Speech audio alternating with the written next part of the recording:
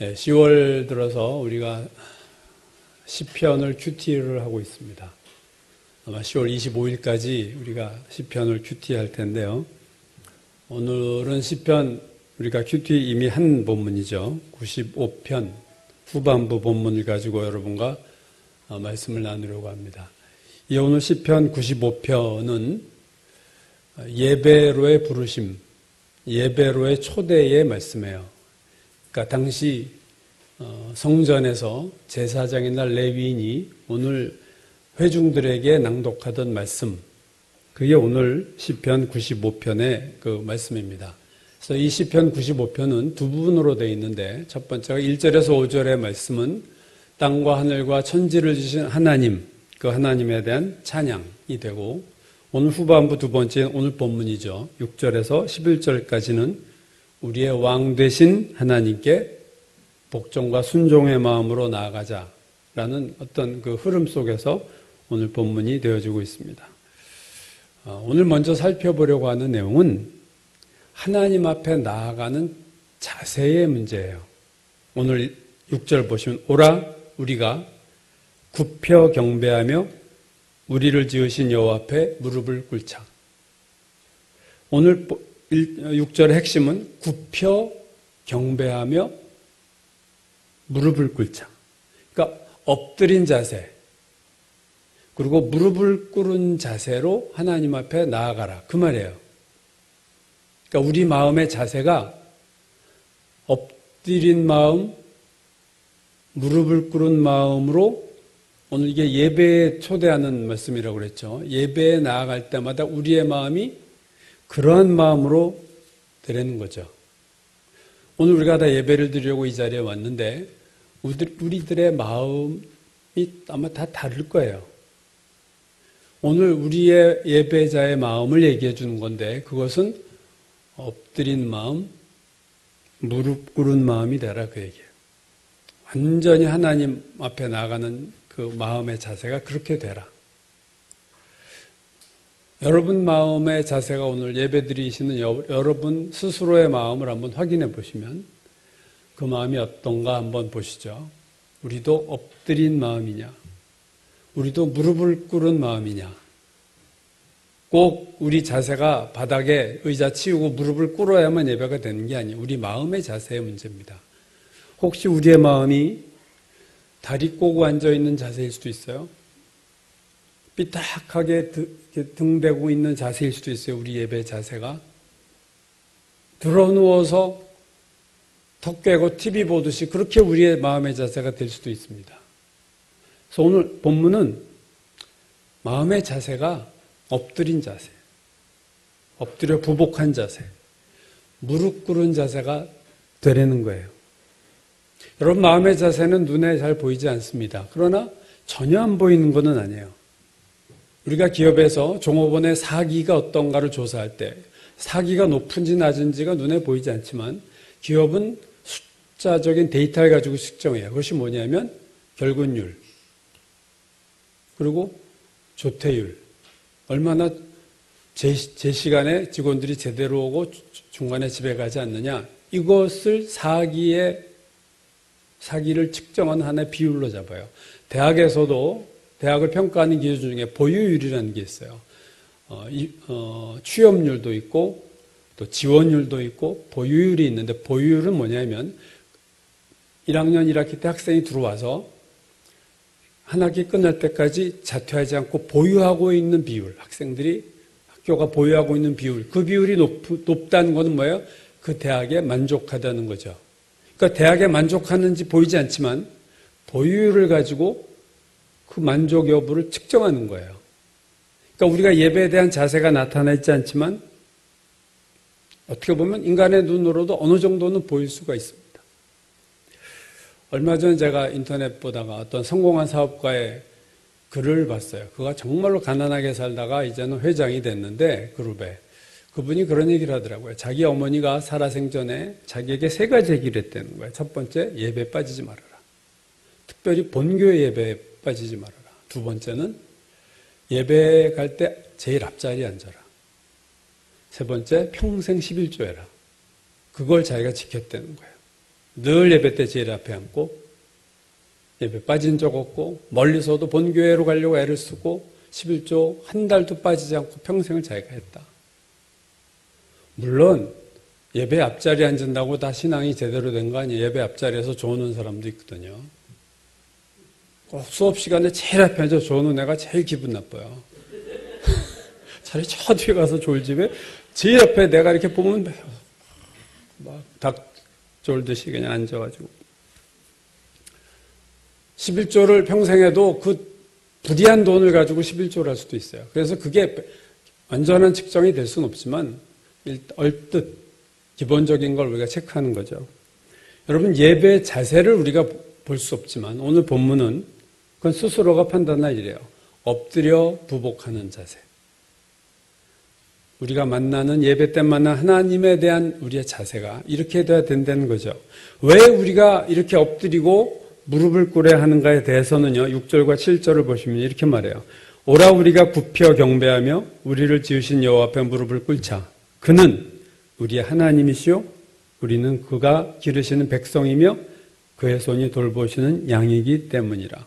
왜 우리가 엎드려 경배하고 무릎을 꿇어야 하느냐? 첫째는 그가 우리를 지으신 분이에요. 창조주예요. 우리는 그의 백성이고 그분은 우리의 왕이에요. 우리는 그의 돌보시는 받는 양이고 그분은 우리의 목자입니다. 그렇기 때문에 우리가 엎드리고 무릎을 꿇으려는 거예요. 내가 누구인지, 예배 드리는 내가 누구고 예배를 드리는 그분이 누구인지를 우리가 분명히 알 때 우리는 엎드려 무릎을 꿇게 된다는 거죠. 하나님과 우리의 차이, 엄청난 차이를 우리가 알 때 우리는 두려움을 느끼고 경외감을 느껴요. 두려움과 경외함이 있을 때 우리의 자세는 반드시 달라지게 되어 있습니다. 그게 엎드리고 무릎을 꿇는 것으로 나타나는 거예요. 하나님에 대한 두려움. 여호와를 경외하는 것이 지식의 근본이다. 잠언. 미련한 자는 지혜와 훈계를 멸시하느니라. 그래서 여호와를 경외하는 것이, 두려워하는 것이 예배의 자세고 삶의 자세가 될 때 그 신앙이 건강할 수 있는 거예요. 그래서 오늘 우리가 먼저 예배 자세를 다시 다잡아야 됩니다. 내가 다시 마음의 자세가 엎드리고 마음의 자세가 무릎을 꿇는 자세로 오늘 하나님께 예배를 드려야 된다는 거죠. 근데 그 다음 이제 8절부터는요, 바른 자세를 갖추지 못한 자들의 이야기가 나오죠. 오늘 7절 중간에서 8절 보면요, 너희가 오늘 그의 음성을 듣거든 너희는 무리바에서와 같이 또 광야의 마사에서 지냈던 날과 같이 너희 마음을 완악하게 하지 말지어다. 시편 95편 저자는 두 가지 사건을 통해서 하나님을 경외하지 못하는 자들의 이야기를 하고 있어요. 그것은 뭐냐면 무리바 사건과 마사 사건입니다. 무리바에서와 같이 광야의 마사에서 지냈던 날과 같이 하지 말라. 여러분, 출애굽 당시 이스라엘 백성이 하나님께 여러 가지로 원망했지만 물로 인해서 원망한 사건이 두 개가 나와요.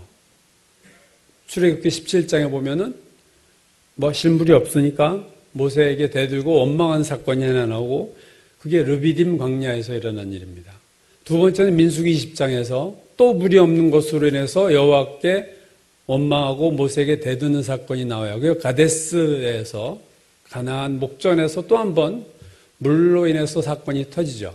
이 두 번째 가데스에서 사건으로 인해서 사실은 모세가 가나안에 들어가지 못합니다. 그때 하나님이 반석에게 명하라 그랬는데 모세가 백성들로 인해서 분노가 일어나가지고 지팡이로 두 번을 쳤어요. 내가 너에게 물을 내게 하랴 하면서 쳐가지고 그 혈기 부리고 분노한 것으로 모세가 이 물 두 번째 물 사건으로 인해서 가나안에 들어가지 못합니다. 그러니까 참 큰 사건이죠. 출애굽기 17장에 보면요, 르비딤에서 일어난 첫 번째 물 사건을 이렇게 설명해요. 그가 그곳 이름을 마사 또는 무리바라 불렀으니 이는 이스라엘 자손이 다투었으며 또 그들이 여호와를 시험하여 이르기를 여호와께서 우리 중에 계신가 안 계신가 였다. 물이 없는 것에 대해서 하나님 우리한테 있는 거야 없는 거야? 하나님 우리 가운데 있는 거야 없는 거야? 그것을 시험했다는 거예요. 가데스의 두 번째 물사건은 민수기 20장 13절 이스라엘 자손이 여호와와 다투었으므로 이를 무리바 무리라 하니라. 출애굽기에서의 물 부족 사건은 모세가 반석을 침으로 해결됐어요. 민수기에서의 물 부족 사건은 혈기를 부렸지만 어쨌든 모세를 통해서 또 해결이 됐어요.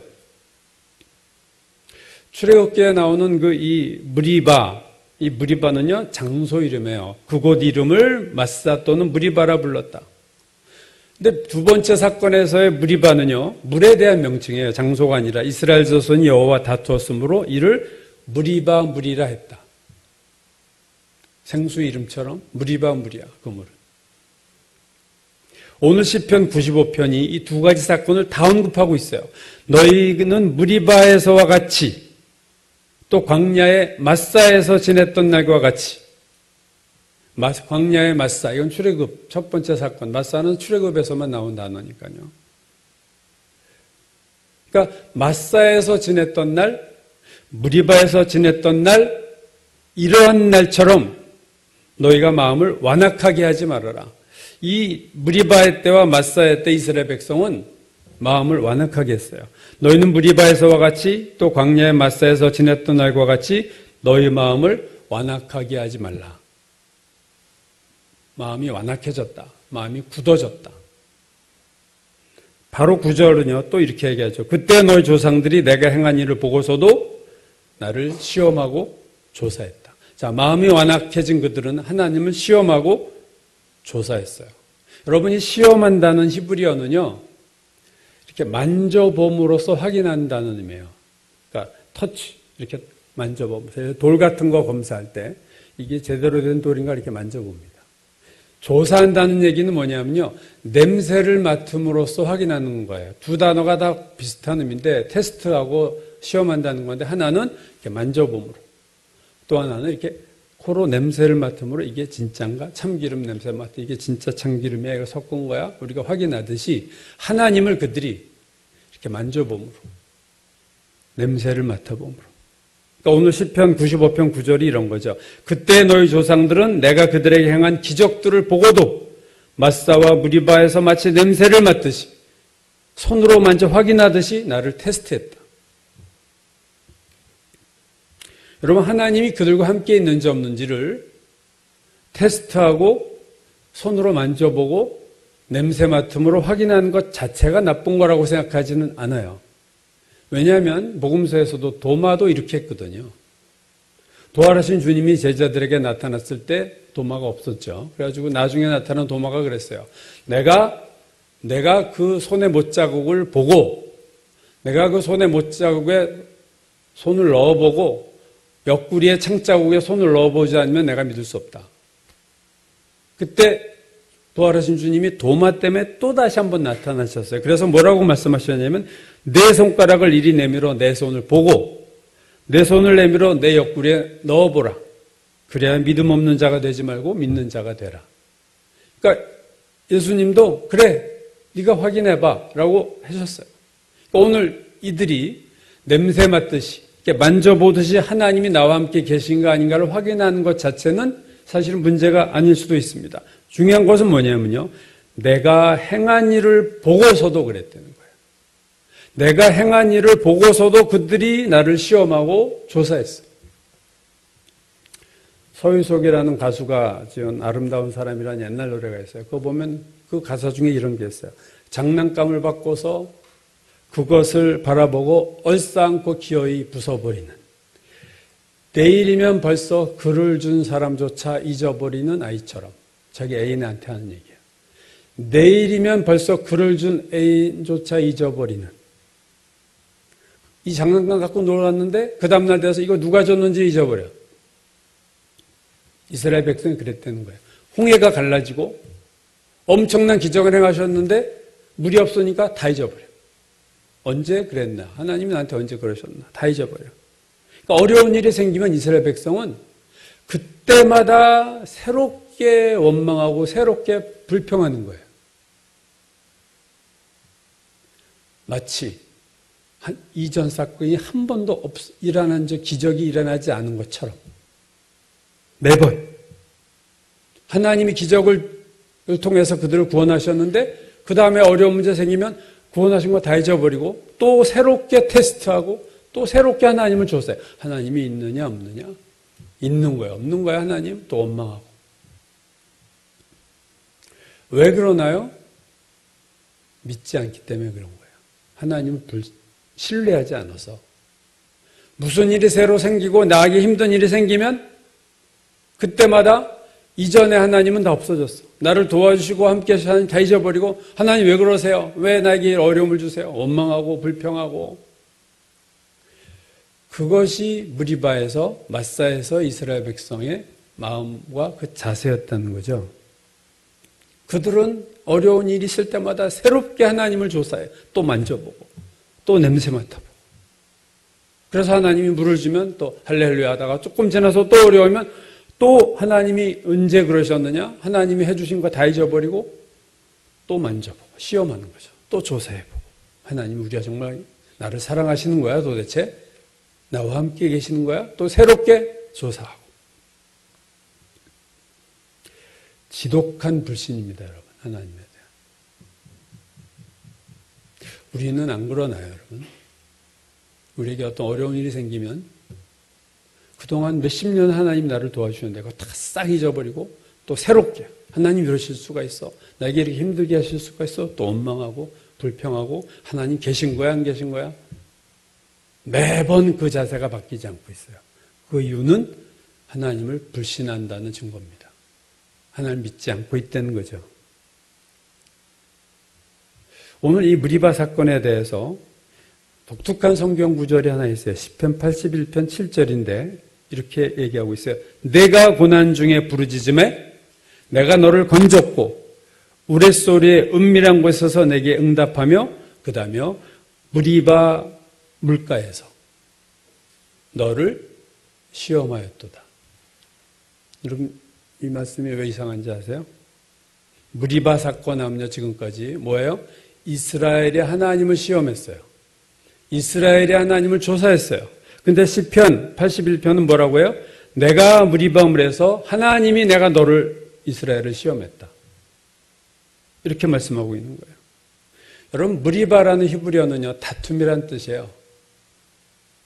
영어성에 프로보케이션이라고 번역했는데 막 화를 나게 누가 나를 돋구고 마사라는 단어는 시험이라는 뜻입니다. 그러니까 물이 떨어졌을 때마다 이스라엘 백성은 하나님을 시험, 마사하고 분쟁을 일으켰어요.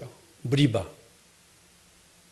근데 시편 81편은 그 무리바 물가에서 하나님을 시험하고 조사했던 그 물가에서 하나님이 이스라엘 백성을 시험했다는 거예요. 출애굽기 17장에 보면 르비딤에 도착했는데 물이 없어요. 마실 물이 없자 백성들이 모세에게 우리에게 물을 달라. 막 따지고 도니까 왜 너희가 어째 나와 다투느냐? 왜 나에게 무리바하느냐? 너희가 어째 여호와를 시험하느냐? 너희가 왜 여호와에게 맞사하느냐? 맞사 무리바가 여기서 나온 거죠. 그러자 그들이 말이야. 당신이 어찌하여 우리를 애굽에서 인도해내어 우리와 우리 자녀와 우리 가축에 목말라 죽게 하느냐? 한 번도 하나님의 기적을 체험하지 않은 사람처럼 얘기를 하는 거죠. 또 새롭게. 이때가 어떤 때입니까? 하나님이 이스라엘을 테스트하던 때였어요. 그들이 하나님을 시험했지만 그들이 하나님을 시험하는 그 순간 하나님도 그들을 시험하고 있었어요. 테스트, 시험 보고 있는 중에 하나님의 시험 기간이에요. 무리바의 때와 마사의 때는 중간고사 기간이에요, 하나님의. 근데 그들이 선생님을 테스트하고 있어요, 지금. 마치. 선생님은 지금 학생들을 테스트하고 시험 보고 있는 중에 학생이 선생님을 테스트하는 것도 웃기지만 인간이 하나님을 테스트한다는 건 더 웃기는 거 아니겠습니까? 그들이 하나님을 시험하고 조사했다는 자체가 뭐예요? 그들은 시험에서 떨어진 거예요, 여러분. 하나님의 테스트에서 탈락입니다. 불합격이에요. 가나안에 들어갈 자격이 없는 자들이에요. 오늘 시편 95편은 두 가지 때를 얘기합니다. 마사의 때와 무리바의 때. 다툼의 때, 마사의 때. 무리바의 때, 시험의 때, 유혹의 때. 여러분, 그러므로 마사의 때와 무리바의 때는요, 우리 인생에서 다툼의 때, 우리 인생에서 시험받을 때를 말하는 거예요. 한마디로 위기의 때. 어떤 사건이 터진 거예요. 무리 없는 사건이 터졌어요. 우리 인생에서 돈 문제가 터졌어요. 우리 인생에서 인간관계 문제가 터졌어요. 자녀 문제가 터지고 직장 문제가 생기고 사업의 문제가 생겼어요. 물사건이 터진 거죠. 이때가 무리바의 때, 이때가 마사의 때입니다. 이때 우리는 자칫 잘못하면 이스라엘 백성처럼 하나님을 불신하고 하나님께 원망하고 불평하고 하나님을 시험할 수 있어요. 언제 하나님이 나를 그동안 도와주신 적이 있느냐? 왜 하나님이 나를 이렇게 힘들게 하느냐? 하고 하나님과 다투고 하나님을 시험할 수 있어요. 그러나 우리가 기억해야 되는 것은 이때가 바로 하나님 우리를 시험하시는 기간이라는 것을 기억해야 됩니다. 우리에게 어떤 문제가 생겼을 때 그때가 우리가 하나님을 시험할 때가 아니라 우리가 시험 보고 있는 때라는 것을 기억해야 된다는 말입니다. 수요기도 리사 월드 중보기도 책을 지난번 수요일 날 나온 내용이 그거였어요. 포도나무, 요한복음 15장에 포도나무와 가지의 비유가 나오는 얘기를 하면서 포도 농부는 하나님이시고 포도나무는 예수 그리스도 주님이시고 가지는 포도나무 가지는 우리들이다. 그게 요한복음 15장에 말하는 거죠. 여기서 리사 월즈가 하나님께서 자신에게 돈에 대한 테스트를 한 이야기를 하면서 이렇게 말을 합니다. 나는 이 시험을 통해 농부가 가지를 얼마나 예리하게 관찰하고 있는지를 알게 되었다. 농부가 나무의 가지를 얼마나 예리하게 관찰하고 있는지를 알게 되었다. 다시 말하면 하나님이 가지인 나를 이 돈의 테스트 시험에서 얼마나 나를 예리하게 관찰하고 주목하는지를 내가 알게 됐다. 그 말이에요. 여러분, 포도나무를 심은 농부가 매일 무엇을 보겠어요? 포도나무에 와서 나무를 보겠어요? 가지를 봅니다. 가지가, 왜 가지에 열매가 맺지? 포도 송이가 달리니까. 그래서 가지를 봐요. 이 가지가 열매를 맺을 수 있을까? 매일 가지를 주목해 보듯이 하나님이 우리를 주목해 보세요. 우리가 가지니까. 아무개라는 이 포도나무 가지의 열매가 지금 제대로 자라고 있는 거야? 날마다 꼼꼼하게 예리하게 나뭇가지를 농부가 보듯이 하나님이 우리의 하루하루를 예리하고 예민하게 주목해 보신다는 거죠. 무리바의 때와 마사의 때, 특별히 시험의 때에 우리에게 뭔가 사건이 하나 터지고 사고가 생기고 어려운 일이 생겼을 때 하나님이 우리를 예리하게 주목해 보십니다. 지금 우리를 테스트하세요. 어떠한 반응을 하는가. 그 어려운 순간에 오늘 이스라엘 백성처럼 우리가 또 하나님을 시험하고 조사하고 원망하고 불평하고 다툴 수 있어요. 그렇게 하느냐? 아니면 어려움을 믿음으로 잘 인내하고 이기고 있는가? 그거를 주님이 포도나무 가진 우리를 주목해 보신다는 거죠. 여러분, 이 때를 잘 넘기면 축복이 있습니다. 그러나 이 때를 이렇게 이스라엘 백성처럼 사고를 치면 가나안의 축복이 없어지는 거예요. 이스라엘 광야 백성에게 문제가 뭐냐면 물이 없는 거였어요. 물이 없는 거. 다르게 말하면 물이 없는 것 외에는 아무 문제가 없어요. 내 인생에서 99%는 문제가 없는데 1%가 문제가 생긴 거예요. 느헤미야 9장을 보면 이스라엘 백성이 이제 회개를 하죠. 다시 바벨론 포로에서 끌려 돌아와서 있는데 그들의 모습이 형편없으니까 회개를 하는 기도 중에 출애굽 광야 시절을 끌어내서 기도를 하는 장면이 나오는데 이런 기도가 나와요. 40년 동안, 광야 40년이죠. 조상들 얘기를 하는 거예요. 40년 동안 들에서 기르시되, 그 광야에서 기르시되, 양육하시되, 부족함이 없게 하심으로 그 옷이 헤어지지 아니하였고 발이 부르트지 아니하였사오며 40년 광야길에서 하나님이 목자가 양을 기르듯이 왕이 백성을 돌보듯이 부족함이 없게 하셨어요. 40년 동안 여러분 발이 부르트지 아니었어요. 나이키 신발이 없어도 발이 부르트지 않았어요. 그들이. 40년을 걸었는데 발이 부르트지 않고 옷이 헤어지지 않았어요. 다 지켜주신 거예요. 광야에서 그들을 기르셨어요. 근데 딱 하나, 물이 없어지자 그들은 마치 하나님을 초면인 것처럼, 기적을 한 번도 하나님 베푸시지 않은 분인 것처럼 그들을 하나님을 테스트했어요. 믿을만한가 하나님이? 하나님을 조사했어요. 냄새 맡듯이, 이렇게 만져보듯이. 수많은 기적들이 있었음에도 40년 동안 돌봐주셨음에도 하나님을 불신하고 원망하고 불평을 쏟아낸 거죠. 여러분, 그들의 모습이나 오늘날 시험 당한 우리들의 모습이 그렇게 별로 다르지 않습니다. 우리도 시험을 당하면요, 다른 거 다 있어요. 자녀 문제가 뭐가 있다고 쳐보세요. 다른 거 다 괜찮아요. 건강하고 뭐 직장생활 아무 문제 없고 다 괜찮아요. 요거 하나가 삐끗했어요. 그러면 시험 드는 거예요.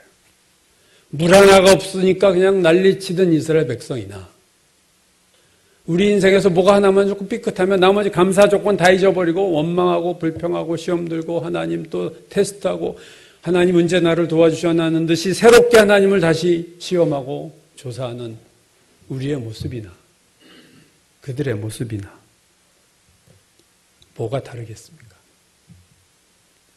이러한 이스라엘 백성의 영적 상태를 오늘 10절은 이렇게 얘기해요. 하나님의 진단이죠. 내가 40년 동안 그 세대로 말미암아 근심하여 이르기를. 하나님 근심해요. 40년 동안 하나님 근심했어요. 그들은 마음이 미혹된 백성이라 내 길을 알지 못한다. 그들의 현재 영적 상태를 진단하신 거예요. 그들은 마음이 미혹된 백성이라 내 길, 하나님의 길을 알지 못한다. 40년 동안 근심하셨어요. 자녀가 있으면 뭐 계속 부모는 근심하죠. 똑같이 40년을 근심하셨어요. 사고치고 다닌 이스라엘 때문에 40년. 이 미혹되었다. 그들의 마음이 미혹됐다. 이 미혹됐다는 히브리어의 의미는 그거예요. 방황하고 헤맨다. 그러니까 이들이 이스라엘 백성이 광야에서 몸만 방황한 게 아니라 마음도 방황하고 헤매고 있는 거예요, 지금. 마음도 광야에서 헤매고 있어요. 그래서 하나님의 길을 알지 못해요. 광야 마음이 막 헤매니까 하나님이 주신 길을 모르고 다른 곳에서 헤매고 있어요.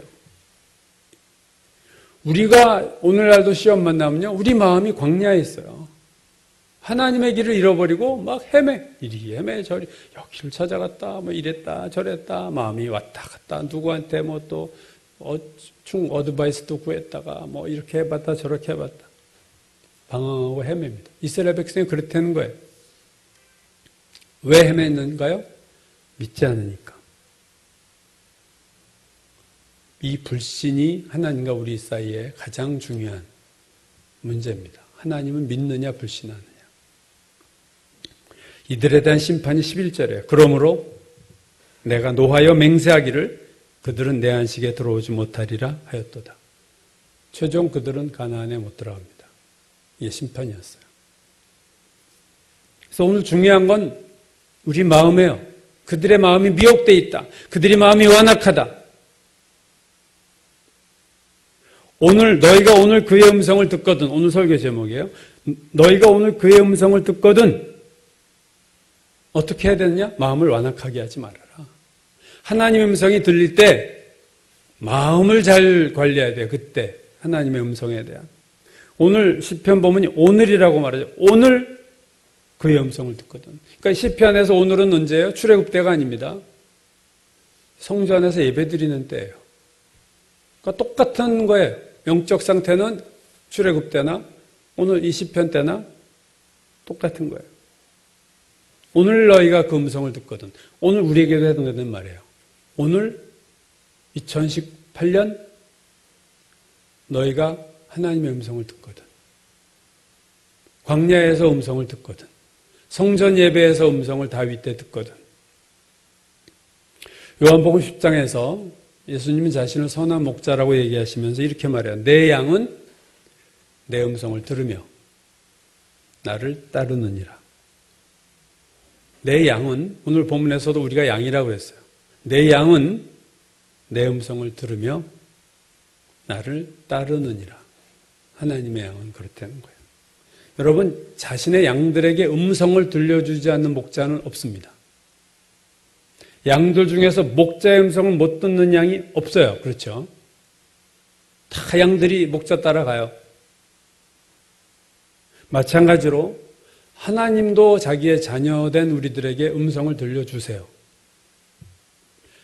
우리가 하나님의 음성을 듣겠다고 마음먹으면, 집중해서 귀를 기울이면 여러분, 하나님이 나에게 하시는 말씀 들을 수 있습니다.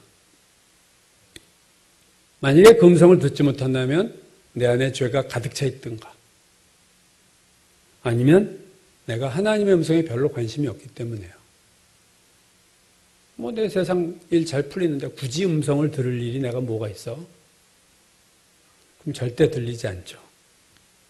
여러분, 하나님의 음성을 듣는다는 것이 귀에서 갑자기 이쪽에서 하나님 음성을 들려준다는 의미는 아니에요. 그런 경우도 있지만 예외적인 경우요. 보통은요, 우리가 성경을 읽을 때, 큐티할 때, 기도의 자리에 앉아서 기도하는 순간에 뭔가 세미하게 말씀하시는 음성이 있어요. 여러분, 그걸 잡는 노력을 하셔야 돼요. 그냥 내가 성경 통독했다가 아니에요. 통독을 해도 음성 못 들을 수 있어요. 중요한 건 음성을 들어야 돼요. 때로는 내 양심을 통해서 말씀하세요. 주의로 왜 C.S. 루이스가 말하는 것처럼 내 양심을 통해서도 하나님 말씀하세요. 너 그러면 안 돼. 너 그렇게 살면 안 돼. 너 돌아서야 돼. 어떤 사건을 통해서도 말씀하세요. 어떤 일인데, 사건인데 그 사건이 나에게 뭔가 하나님이 하시는 음성으로 들립니다. 아, 이걸 원하시었구나, 나에게. 그래서 그 사건을 통해서, 다른 사람의 말을 통해서 내가 깨달음이 와요. 친구의 말, 자녀의 말, 부모의 말 통해서 하나님이 얘기하세요. 그러니까 커뮤니케이션 채널이라고 그러는데 우리가 하나님은 다양한 채널을 갖고 우리에게 커뮤니케이션을 하세요. 음성을 들려주지 않는다 이렇게 얘기하시면 안 돼요. 목자는 반드시 양에게 음성을 들려줍니다. 못 듣는 건 뭔가 어디서 문제가 터진 거예요. 뭔가 고장난 거예요. 근데 중요한 거는요, 하나님이 우리에게 음성을 들려주실 때 우리가 듣고 싶어하는 음성은 그거예요. 우리 사업이 어떻게 될까요? 내가 취업이 어떻게 될까요? 마치 점집 가서 물어보는 내용이나 하나님한테 물어보고 싶은 내용이 똑같아요. 궁금한 나의 장래. 거기에 관한 얘기를 듣고 싶어요, 우리는. 근데 하나님은요, 우리에게 음성을 들려주실 때, 들려주고 싶은 내용은 그게 아니고, 너는 이걸 고쳐야 돼. 이거예요. 내용이 서로 달라요. 우리가 원하는 하나님이 들려주셨으면 좋겠다는 내용과 우리가 원하는 내용과 하나님이 우리에게 하시고 싶은 내용이 서로 다른 거죠. 하나님은 제일 먼저 항상 우리의 삶을 말씀하세요. 우리의 중심을 얘기하세요. 우리의 죄를 얘기하세요. 너 이거 바꿔야 돼. 너 그리 가면 안 돼. 너 이런 거 해야 돼. 근데 우리는 그거 관심 없고 하나님 이거 어떻게 될까요? 그래서 거기에 대해서 얘기 없어. 아예 하나님 음성 안 들려주신다. 이렇게 얘기하는 거죠. 여러분, 항상 하나님의 순서는 분명합니다. 우리가 제대로 변화되고 그 다음에 우리의 장래, 미래, 우리의 삶의 축복이 그 다음에 항상 순서는 그렇습니다. 근데 우리는 그 순서에 관계없이 내가 궁금한 것만 듣고 싶어요. 히브리서 3장 7절은요. 오늘 시편 95편을 본문을 근거로 이렇게 말해요. 그러므로 성령이 이르신 바와 같이, 여기서 성령을 추가했어요. 히브리서. 그러므로 성령이 이르신 바와 같이 오늘 너희가 그의 음성을 듣거든 광야에서 시험하던 날에 거역하던 꽃과 같이 너희 마음을 완고하게 하지 말라. 광야에서처럼 하지 마. 너희들 하나님 음성 들을 때 광야 사람들처럼 절대 하지 말아라. 또 뒤에 15절 똑같이 얘기해요. 성경에 일렀을 때 오늘 너희가 그의 음성을 듣거든 경노하시게 하던 것과 같이, 경노하시던 게 하나님이 경노하신 게 이제 광야예요. 경노하시게 하던 것과 같이 너희 마음을 완고하게 하지 말라. 4장 넘어가면 히브리서 7절 오랜 후에 다윗의 글에 다시 어느 날을 정하여 오늘이라고 미리 이같이 일렀을 때 오늘 너희가 그의 음성을 듣거든 너희 마음을 완고하게 하지 말라 하였으니, 여러분 히브리서 이게 3번 나와요. 오늘날 너희가 그의 음성을 듣거든 너희 마음을 완고하게 하지 말라. 이게 히브리서에 3번 나와요. 여기서도 또 오늘은 히브리서에서 말한 오늘은 또 다른 오늘이죠. 그러니까 오늘 우리에게는 오늘이에요. 그죠? 오늘 하나님의 음성을 항상 오늘 음성을 들려주세요. 그렇지 않다. 그렇게 믿으시면 할 수 없지만, 하나님 우리에게 하나님은 매일 침묵하고 계시고, 도무지 속을 알 수 없으신 그런 분이 아니고, 우리에게 여러 채널로, 다양한 채널로 말씀하십니다. 내가 별로 관심이 없거나, 내가 엉뚱한 걸 듣고 싶어 뿐이죠. 그러므로 오늘 우리가 체크할 건 뭐야? 나는 하나님의 음성을 듣고 있느냐? 오늘. 너희가 오늘 그 음성을 듣거든. 이게 들리지 않는 사람은 뒤에 얘기할 필요 없어요. 먼저 들려야 돼요, 여러분. 하나님의 음성 듣고 있느냐? 말씀을 통해서, 큐티를 통해서, 주일 설교를 통해서, 성경 공부를 통해서, 다양하게 양심을 통해서, 친구의 말을 통해서, 사건을 통해서, 기도 중에 수도 없는 그 상황 속에서 하나님 나에게 뭔가를 조용하지만 분명하게 말씀하시는 음성을 내가 듣고 있는가를 체크하셔야 돼요. 만약에 듣는 음성이 없다면 여기서부터 시작하셔야 돼요. 하나님 음성을 내가 들어야겠다. 두 번째, 들었을 때 어떤 반응을 하느냐. 이게 두 번째죠. 이게 제일 중요한 겁니다. 무시할 수 있고 경시할 수 있고 내 생각대로 들어도 할 수 있어요. 성령께서 나에게 뭔가 말씀하시는데 딱 끊고 내 생각대로 살아요. 사울처럼. 아말렉 진멸하라? 내 생각 이거 좋아. 그럼 남기는 거예요. 들려줘도 소용이 없는. 그게 반복되면 하나님이 말씀을 안 하세요. 그래서 사무엘서에 보면 엘리 제사장 때는 하나님의 말씀이 희귀했다 그랬어요. 하나님 말씀 안 하셨다는 거예요. 왜? 불신앙의 시대. 사사시대가 영적 암흑시대였거든요. 말을 해도 안 들으면 하나님 어느 순간부터 얘기를 안 하세요. 쟤는 얘기해도 안 되겠구나. 침묵. 그럼 침묵이 무섭잖아요. 침묵이 무서워. 그 다음에는 말로 안 될 때는 손을 대시겠다는 거예요. 그래서 음성을 들려주시는 이 채널을 우리가 잘 잡아야 됩니다.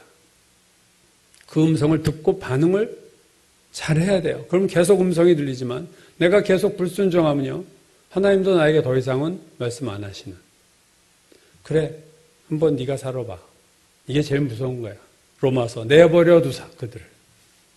니들 네 생각대로 네 주관대로 네가 주인이 돼서 한번 살아봐. 그 결과는 뻔하거든요. 그럼 그때 또 손부에 의지 없어서 손 들고 옵니다. 이러고 또 회개하고 오는 그 반복을 우리가 할 필요가 뭐가 있어요. 한두 번이면 이제 그만해야죠. 정말 그 짓도 그만해야죠. 음성을 듣는다면 어떤 반응을 내가 하나님 앞에 하는가? 시험하고 불신의 거냐? 내가 하나님을 믿고 순종하냐? 하나님의 음성을 듣고 있다면, 그리고 내가 그 음성에 순종한다면 내 삶에 무슨 일이 나도 걱정할 필요가 없는 거예요. 하나님 책임지시게 되어 있습니다. 하나님의 음성 듣고 순종하면 사망의 음침한 골짜기를 다닐지라도 내가 해를 두려워하지 아니하면 주의 지팡이와 막대기와 나와 함께 하십니다. 이것처럼 나를 보장해 주는 게 없어요. 그러나 주님의 음성을 듣고 순종하지 않으면 내가 평지를 걸어도 불안한 거예요.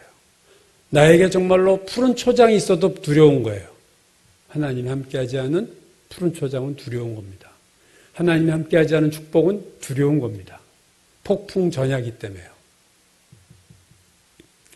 마사의 때, 무리바의 때, 우리 삶에 물이 없을 때, 우리 인생에서 어렵고 위기의 순간, 시험의 때, 다툼의 때, 그때가 우리 인생에서 매우 중요한 때입니다. 그때 하나님 앞에 무릎 꿇고 엎드려 경배하며 주 앞에 나아가면 하나님 우리를 새롭게 큰 은혜를 베푸시고 놀라운 기적으로 우리 삶을 변화시키시고 우리를 축복하게 되실 줄로 믿습니다.